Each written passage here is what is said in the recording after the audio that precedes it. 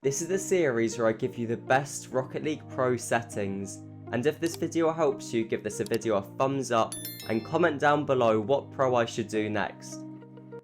So I'm going to be showing you Shay's camera settings in this video. I do only have his camera settings, I couldn't find his controls or dead zones, so I'm going to show you my controls and dead zones.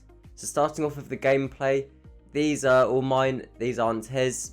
So if anything's different, just give it a switch around and see what you like.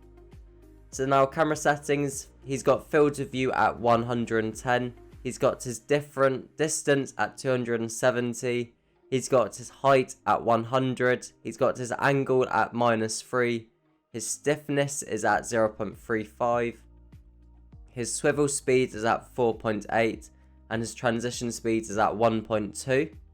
So now his inverted swivel and demo transition time I couldn't find either. So I've left both of those on default. But if you do a lot of flip resets and air dribbles, I would recommend you switch on inverted swivel, as I personally do find it helps me out a lot with that, as it's how the camera moves when your ball is on top of your car. So to explain a few of these settings, distance is at 270, so you can see the full field, so you can see where your opponents are, you can see where your teammates are. This is more of a comp setting, but I do feel like distance does help your musty flicks and overall freestyle as well. I've always preferred mine around 250, but 270 is also a great setting for freestyle if you're used to it. Height and angle, these are really good together. 100 height and a -3 angle is great together. This really puts your camera in line with your car and ball. This helps your ground plays a lot. This also helps your general freestyles and musty flicks a lot as well. I would always recommend height and angle at 100 and -3. This is what I use as well. Stiffness, you can either have a lower stiffness around 0.35 or a higher stiffness around 0.65. The lower the stiffness is, the more your camera moves away from your car when you're boosting, and just the more freedom, and it just feels a lot more clean. Maybe in clips it looks a lot cleaner as well, having it at 0.35. I personally always have mine around 0.65 because I just like a stiff camera, but this is just personal preference really. So these last two don't really matter too much, and I talked about inverted swivel before, and I've never really swapped this around, so I don't really have much understanding of that. So now for the controls, these aren't his settings, all of his was the camera settings, but I always have power slide on L1, I always have arrow left on L1 and arrow right on R1. This is so I can do these types of dashes without having power slide binded on that. I wouldn't be able to do these, and also there's like different mechanics where you can like enter a turtle by using your different arrows, and also when you're doing side dribbles I always tap my arrows, and also when you're doing these you're tapping your left arrow as well, so it is really important to have those binded. And another thing, when you're still cancelling, I think it's a lot easier to have both arrow left and right binded. So that's why I feel like those keybinds are really good. And I wouldn't use boost on RB, I've always just used boost on circle. So these two, I have both of these on 2.5. So both of these down to 2.5. As lower the steering sense, the better it is for air dribbles. The higher the sense, better for flip resets and musty flicks. So having your sense a bit higher will give you a lot more freedom with your flip resets. You can really do these really well. I say really well, but mess that up. But the controller dead zone I always have around 0.15, and I normally have this around 0.4.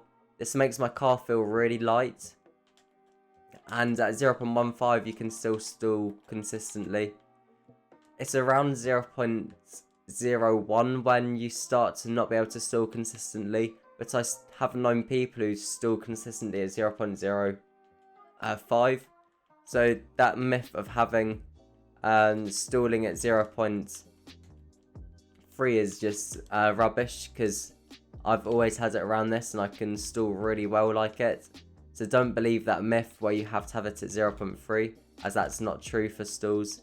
And it just makes your car overall feel so much lighter when you have it at this. So that's all of my Deadzone settings.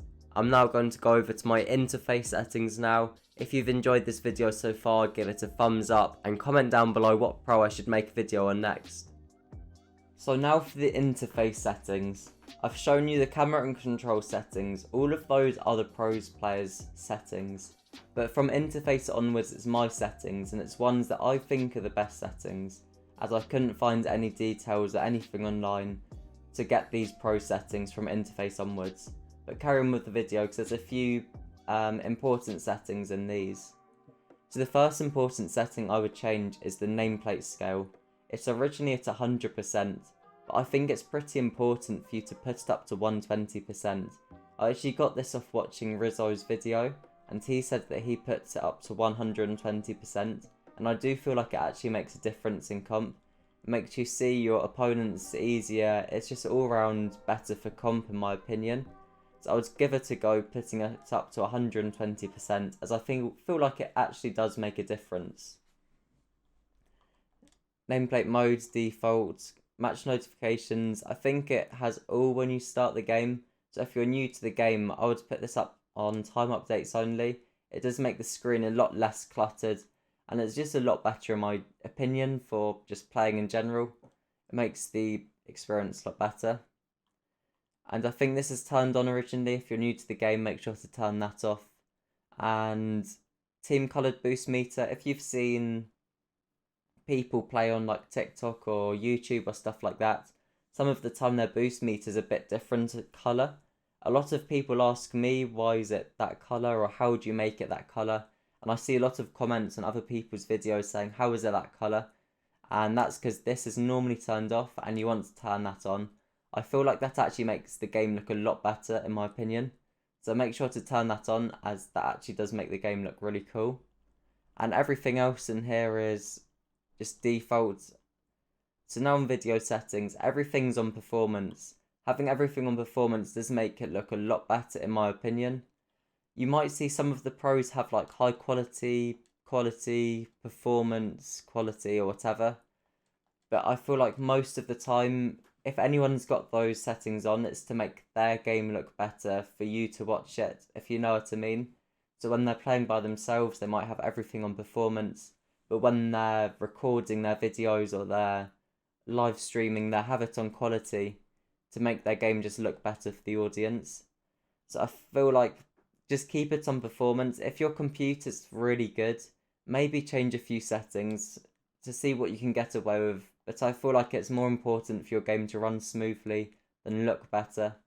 So make sure to keep it the basic settings, and after you've kind of got your PC working well, then make the settings a bit higher up. And obviously this is high quality, otherwise your game is just going to look rubbish. Now I'd have master volume up and I'd have gameplay volume up. I don't really see any point of having these ones on as well. But I'm just a player that just plays without audio. I mainly do freestyle, so I don't think it's necessary to have audio. But for comp, it's actually pretty important to have audio on, so make sure your master volume stays up. Actually, I'll leave it here for now for you. Actually, no, I won't. It's like... But there's nothing else in this settings that are not default. So now for chat, I would also change this to teammates only a lot of the time, as there's not actually any point speaking to the other team really, and it just makes everything get toxic. So just keep it on teammates only, and everything's just default here. Nothing's different at all except from these two up here. These are different. And now for the quick chat, this is my quick chat, but it doesn't really matter too much. Just do whatever you want. I never use quick chat, but this is my ones if you're wondering. And now I'm going to show you a few of my presets. I actually think that the preset on your card does actually matter and depends how you play. For example, if I'm playing with one like this I might not